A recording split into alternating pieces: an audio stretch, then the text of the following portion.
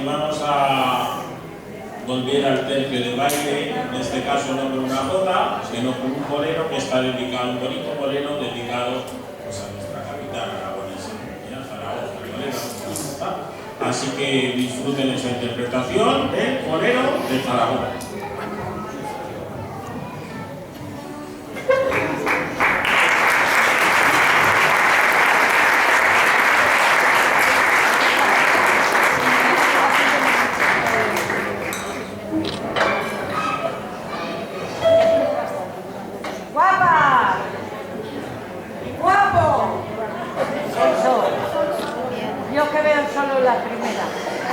Está escondido.